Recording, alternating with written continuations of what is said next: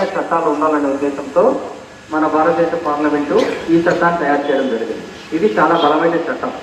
ఎలాగంటే 70 సంవత్సరాలు ఉన్నటువంటి వ్యక్తులు, 65 సంవత్సరాలు ఉన్నటువంటి వ్యక్తులు, 6 సంవత్సరాలు 7 సంవత్సరాలు ఉన్నటువంటి అమ్మాయిలను కూడా రేప్ చేసిన సంఘటనలు భారతదేశంలో చాలా జరిగినాయి.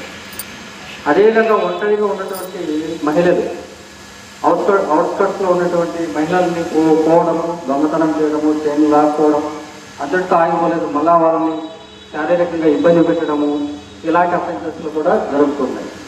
కాబట్టి ఈ విధంగా చిన్నపిల్లల్ని, మహిళలను ప్రొటెక్ట్ చేయడానికి ఈ చట్టం తయారు చేయబడింది. మీకు ఎవరైనా ఆ విధంగా ఏదైనా ఇబ్బందులు పెడుతుంటే మీ హెడ్ మాస్టర్లకు కానీ ఏదో డైలాటెడ్ కానీ మీరు కనుక చెప్పారనుకుంటే, సింపుల్, మీరు పోతున్నప్పుడు ఎవరైనా వెంటబడుతున్నారు అనుకోండి, మీ దగ్గర ఫోన్లు ఉండవు, 99%. మీ అమ్మ నాన్నకి చెప్పండి, అలానా అబ్బాయి రోజు నన్ను చూస్తున్నాడు, సైకిల్ చేస్తున్నాడు నాన్న అని చెప్పండి. లేకపోతే మీ నాన్న అమ్మ చెప్పడానికి ఉంటే మీ పక్కన ఫ్రెండ్స్తో చెప్పండి. 3-4 ఫ్రెండ్స్ కలిసి టీచర్ దగ్గరికి రండి.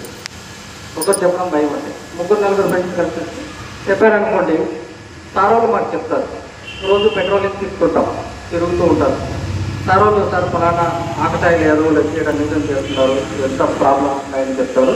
అది క్లియర్ అయితే లాస్ట్ ఇయర్ అయితే ఒక అమ్మాయి నేను మీటింగ్ పెట్టినప్పుడు చెప్పింది, సార్ రోజు సతాయిస్తున్నారంటే మార్చినగర్ ఏరియాలో అది క్లియర్ చేసాం, ఏమన్నా క్లియర్ అయింది.